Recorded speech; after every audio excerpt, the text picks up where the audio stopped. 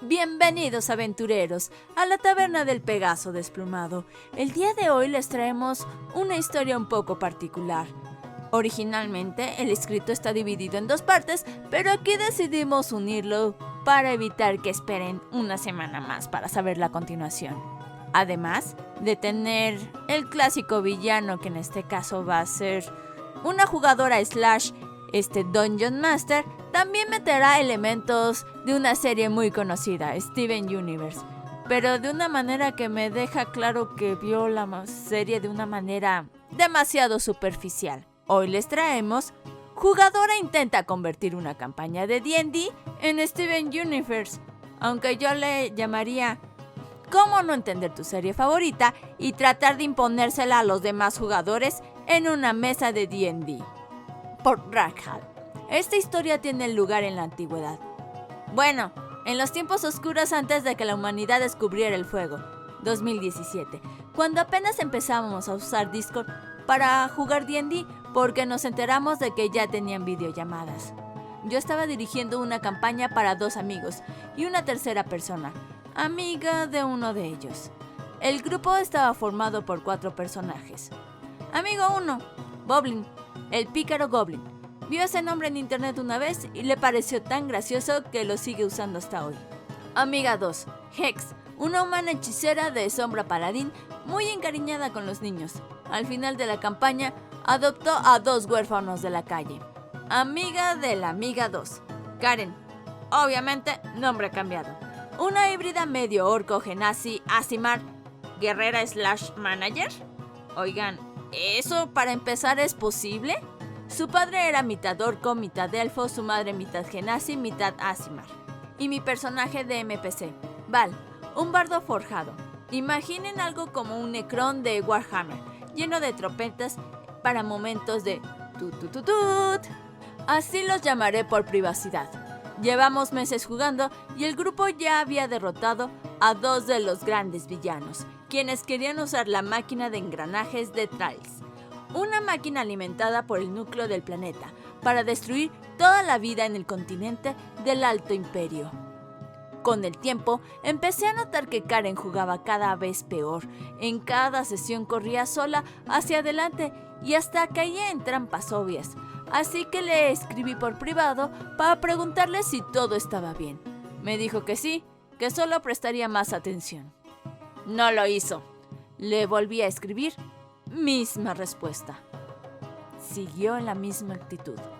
El grupo empezó a molestarse cada vez más con sus acciones, especialmente porque se habían encariñado con sus personajes y con los 2 NPCs huérfanos, y no querían perderlos.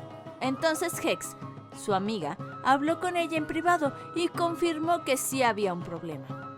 Resultaba que Karen llevaba tiempo intentando que su personaje muriera, porque tenía una idea increíble para uno nuevo. Cuando le pregunté a Hex por qué Karen no le dijo directamente, respondió que Karen pensaba que yo, y cito, me volvería loco y la señalaría si mataba a su personaje a mitad de la campaña, lo cual no tenía sentido. Ya había cambiado de personaje 3 veces y honestamente me daba igual. Es su personaje, puede hacer lo que quiera con él. Mi única regla era: si matas a tu personaje, no puedes crear uno nuevo hasta que el grupo llegue al siguiente pueblo, lo cual normalmente ocurre en la siguiente sesión. Le escribí de nuevo a Karen y le ofrecí una alternativa.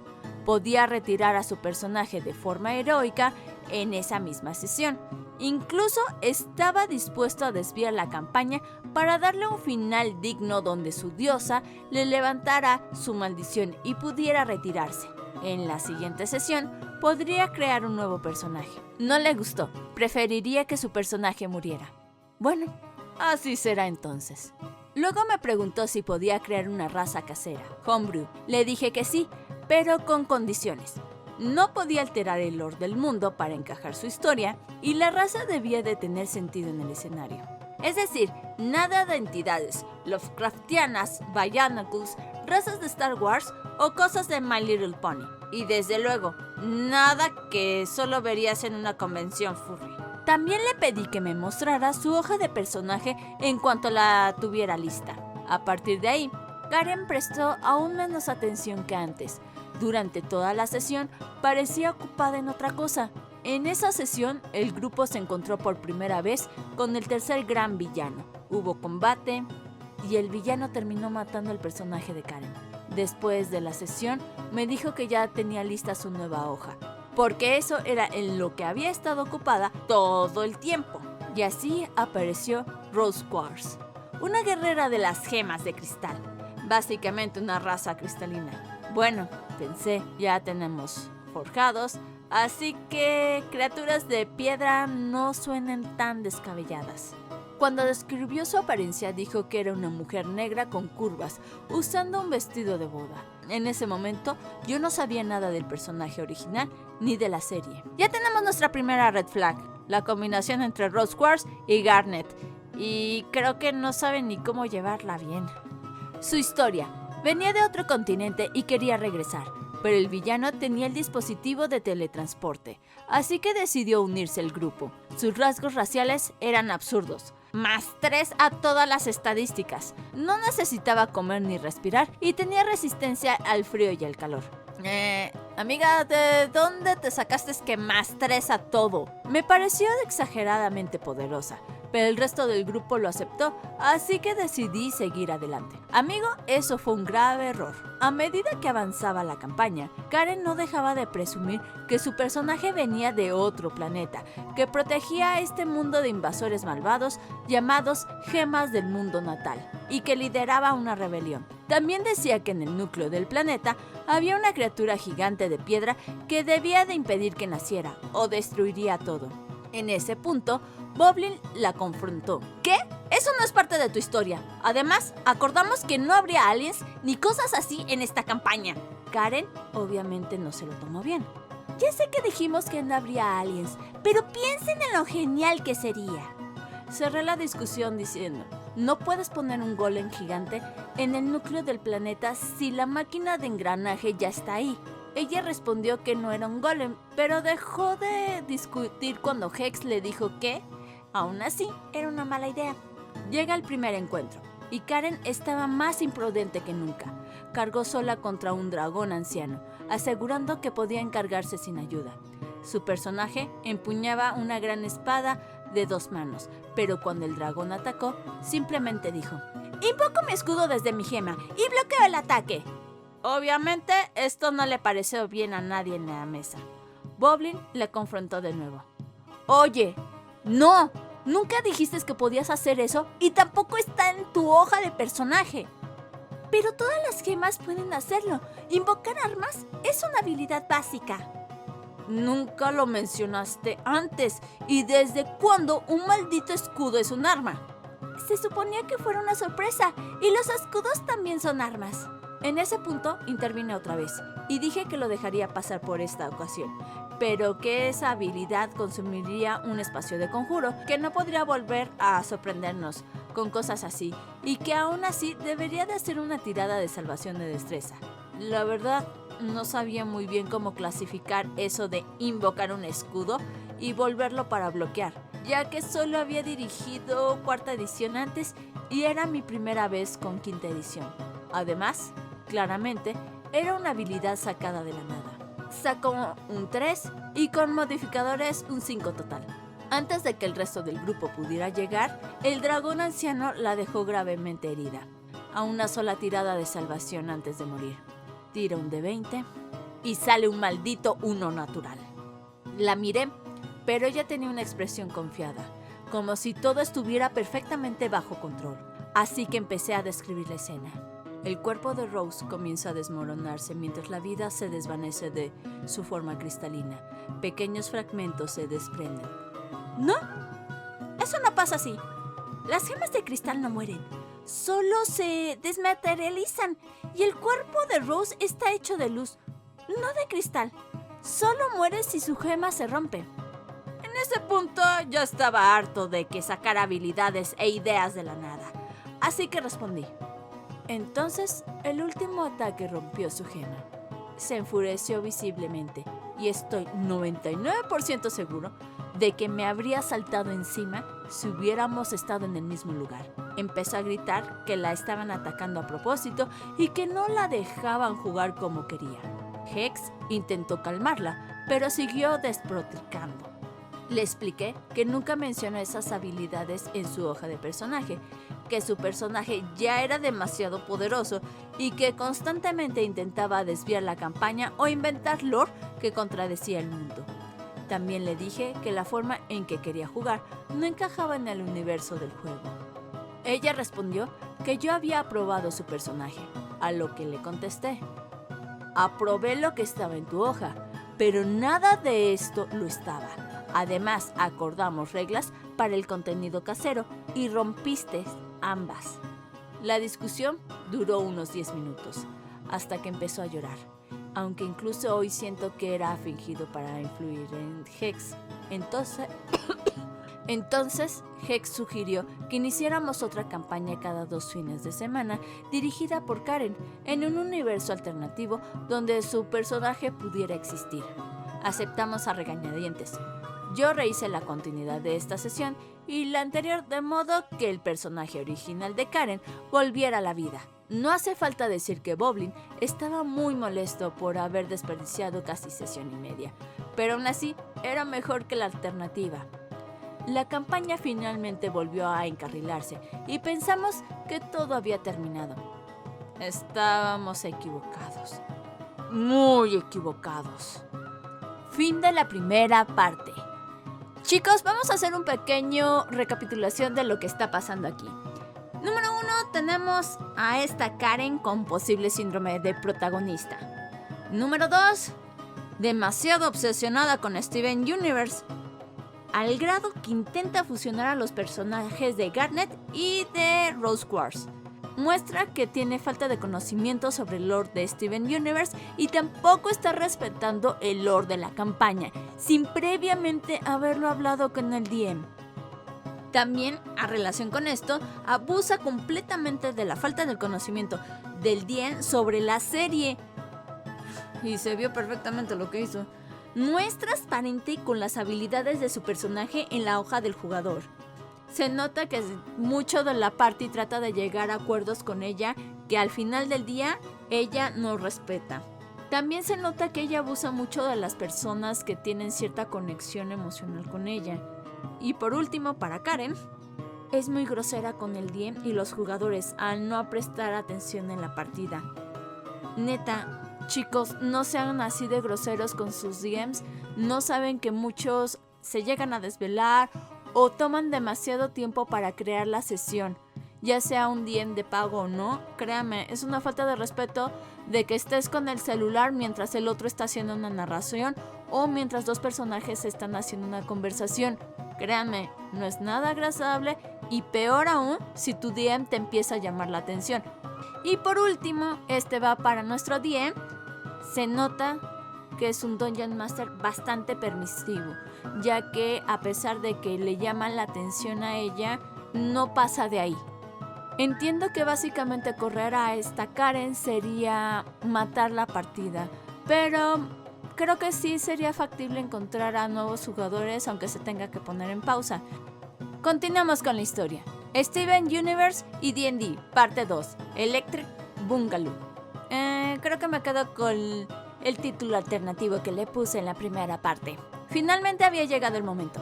Era hora de ver qué historia había preparado Karen.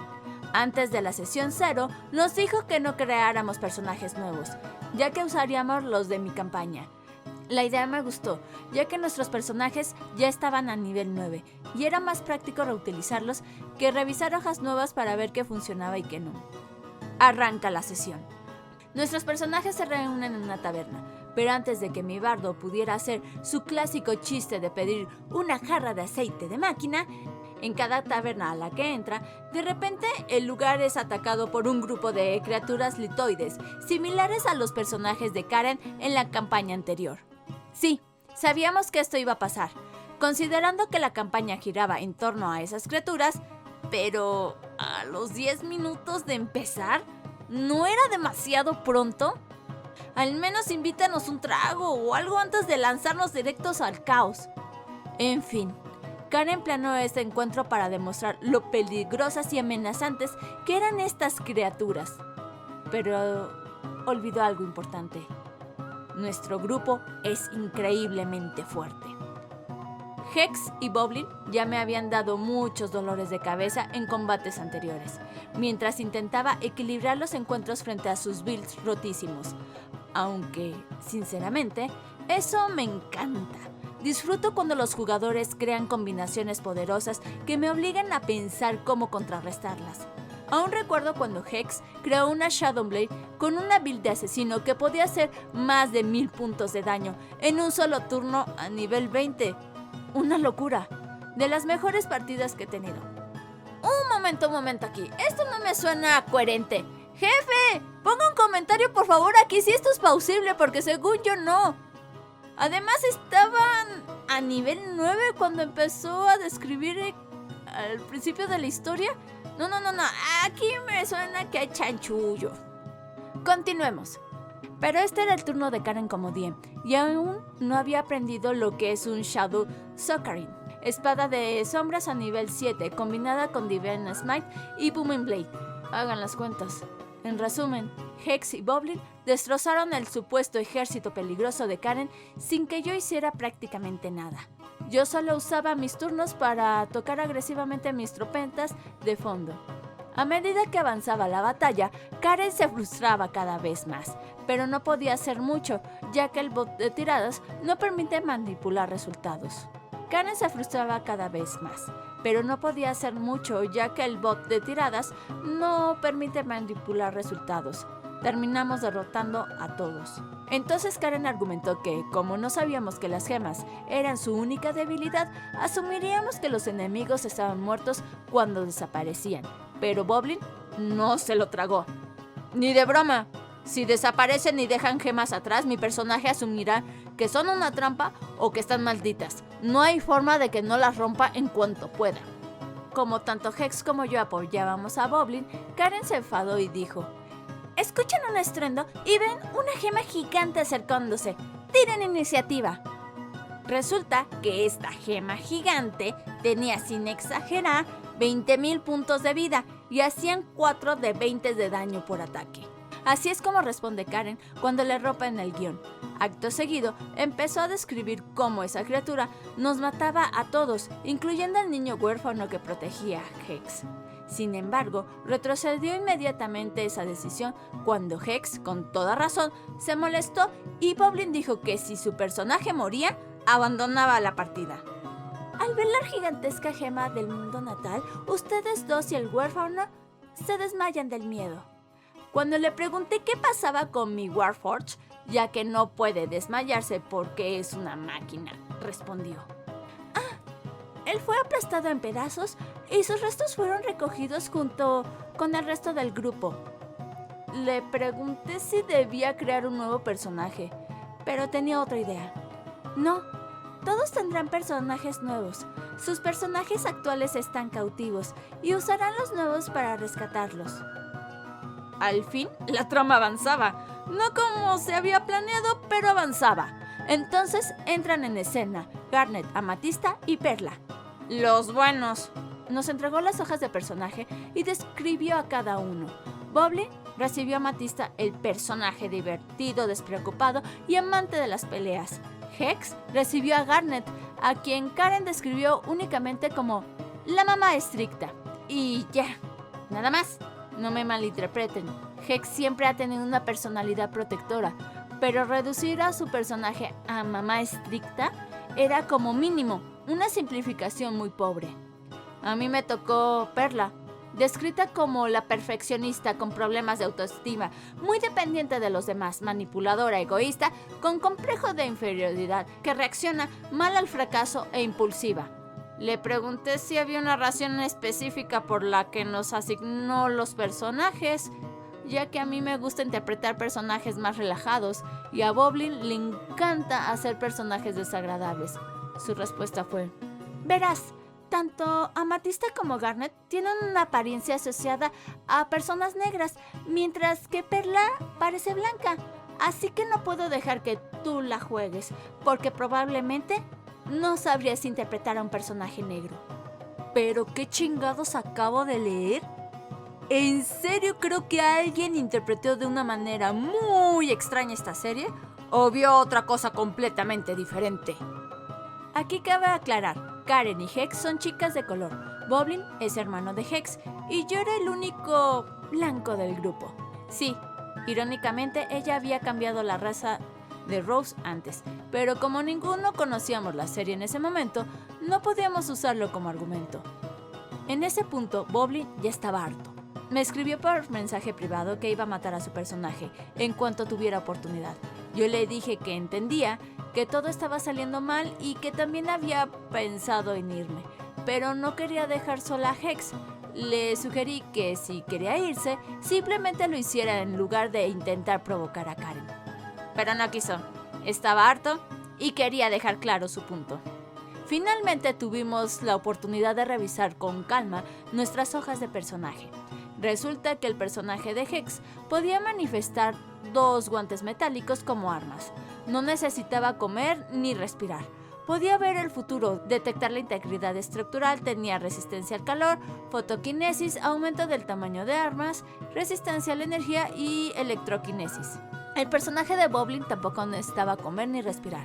Tenía resistencias similares. Podía cambiar de forma, realizar un ataque giratorio, atacar con su cabello y tenía regeneración rápida, aunque usarla podía volver su forma inestable. Mi personaje, en cambio, no tenía habilidades únicas, solo las resistencias y la inmunidad a necesidades básicas.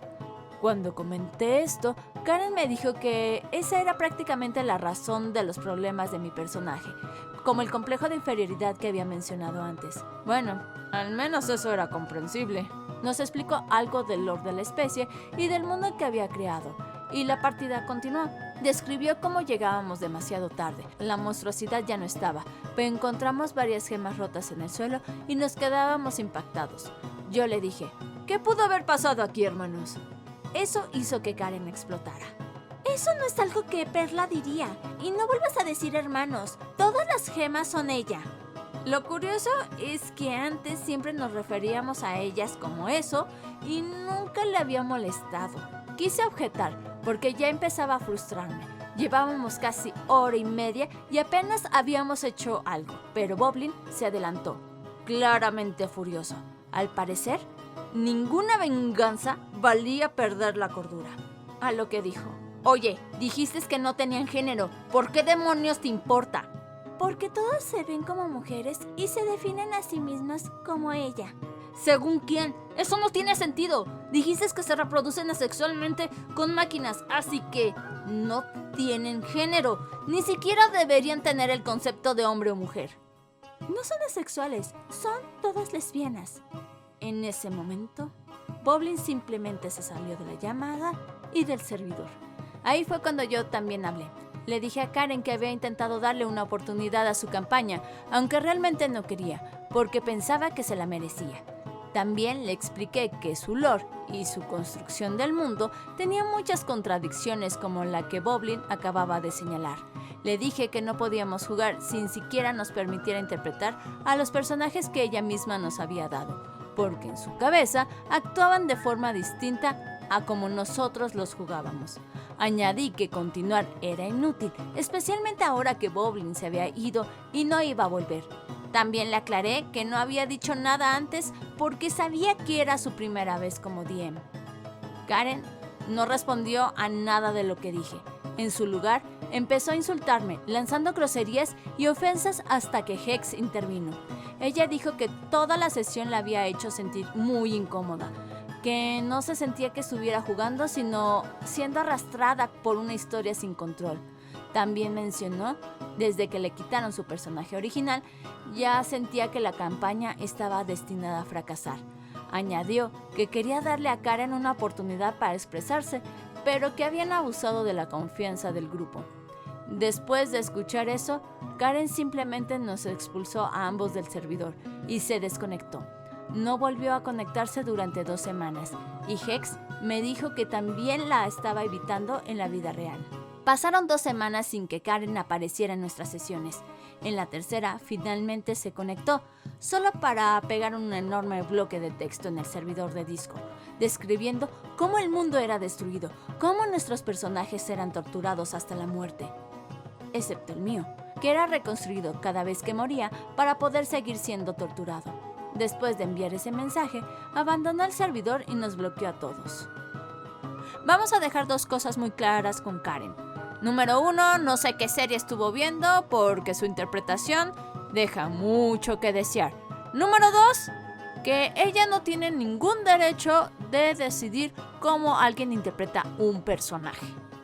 Es clarísimo que ella solamente quería ver jugar a Perla Amatista y a Garnet y que estuvieran replicando las historias que estaban en la serie. Y número 3, vamos a hacer una pequeña recapitulación de sus errores como DM novato.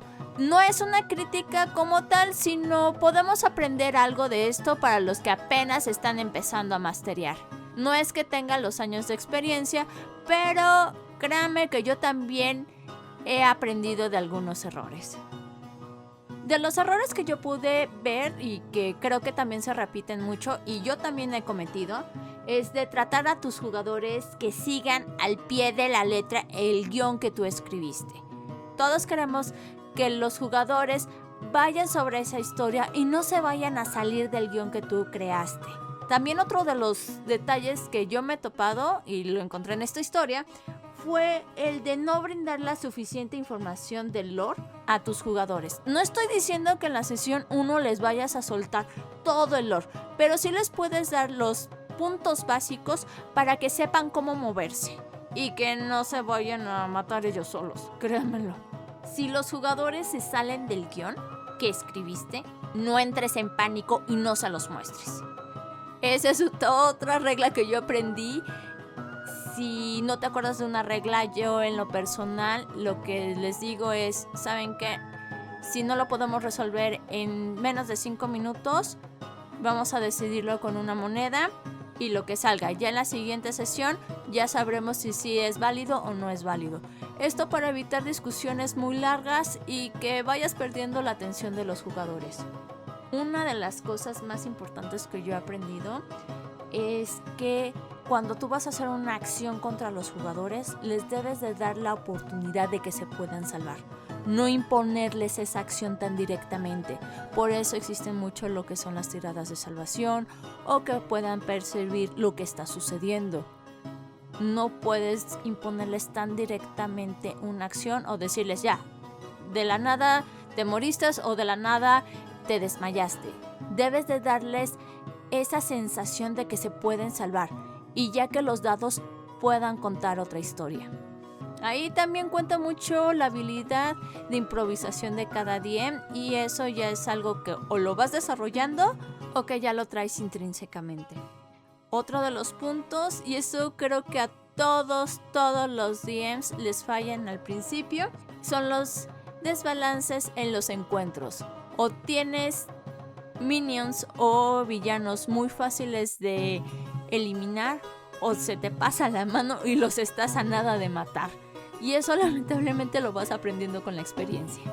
Aunque también ahí les podría dar el consejo de que si no sabes muy bien balancear, pregúntale a otro DM de tu confianza qué piensa sobre estos niveles y también que te enseñen cómo balancearlos en el momento. ¿Por qué les digo esto? Porque tú planeaste la sesión y resulta que alguno de los jugadores no llegó. Y realmente es un poco difícil tratar de balancearlos con menos jugadores que con más jugadores. Creo que ahí todos hemos sufrido en algún punto. Y reforzando lo que les estaba diciendo, tomar el control de las acciones de los personajes de tus jugadores. Eso sí ya es una falta de respeto. Y la verdad, entonces estás jugando tú solo, no estás jugando con otras personas. Estás tratando de que ellos admiren la historia que tú estás haciendo, pero no los dejas participar en ella. Y créeme, aunque tú hayas escrito la historia, pueden salirse por otro lado y mucho mejor. Y puede resultar en historias más increíbles de lo que tú habías pensado originalmente. Ahora, aquí sí voy a decirles algo un poco importante. No está mal que tú les des personajes a tus jugadores. Lo que está mal es que trates de imponerles cómo se debe de comportar ese personaje. Puedes escribir algunos detalles, algunos puntos de cómo es este personaje y se los debes de liberar a los jugadores. Y créanmelo que cuando se apropian de esos personajes resultan cosas hermosas y bellas que tú no te imaginaste en su momento a cuando creaste la ficha del personaje. Es decir, tú no te debes de imponer en cómo es el personaje del jugador. Y para mí esto es una regla de oro. Y la última, y para mí también es muy importante, es no debes de hacer berrinches cuando te hacen réplicas o cuando las cosas no salen como quieres. Debes de tener la suficiente madurez para aceptar de que estás cometiendo errores y necesitas ir viendo qué funciona, qué no funciona, si tiene razón o no tiene razón. Cuando fue mi primera partida como DM tuve que pedir mucha ayuda. Una porque preparé cosas de más y hubo detalles que a mí todavía me fallan con los encuentros. Como les digo, o te falta un jugador o tienes de más y balancear los encuentros a veces es un poco difícil. Igual luego yo me invento ciertas mecánicas para algunos eventos y la verdad a veces resultan que se pueden volver en bucles. Entonces, si vas a hacer eso, la verdad yo he estado aprendiendo que a veces es bueno preguntarles a DMs más experimentados qué sí puedes hacer, qué no puedes hacer y cómo controlarlo un poquito mejor y que sea más dinámico para los jugadores. Esto es lo que yo he estado aprendiendo como Dungeon Master al momento de dirigir. Todavía no soy tan experta como otros que yo conozco, pero ahí voy haciendo el intento poco a poco y voy anotando lo que me está fallando y lo que les gustó mucho a los jugadores. Ahora sí, les dejo a ustedes la réplica, chicos. Me gustaría leerlos en los comentarios para que nos digan qué otros consejos les pueden decir a los DM novatos y no caigan en muchos de los errores de esta Karen. Bueno chicos, esto sería todo para el día de hoy en la Taberna del Pegaso Desplumado. Les agradecemos mucho que dejen un like, suscríbanse, píquenle a la campanita, únanse al Discord, conviértanse en miembros del canal y no olviden las propinas. ¡Hasta luego, aventureros! Y antes de irnos, un saludo a nuestro cliente casual Wilson y también a nuestros compañeros de tragos Manuel Hongo 78, Nicole Chan, Kirikibo, Feller Faith, Bomberonauta, Exenhammer, Ganicos Game, El Gordo Bondiola y Milosaurio. Y por fin llegamos a los 10 miembros. Se los agradecemos mucho. La verdad es que sin ustedes no somos nada. Por último, les recordamos a todos que si quieren mandarnos sus historias, el correo y el link al Discord están en la descripción. Si quieren más de nuestro contenido, aquí tienen nuestro video más reciente. Y YouTube cree que este video te gustaría bastante.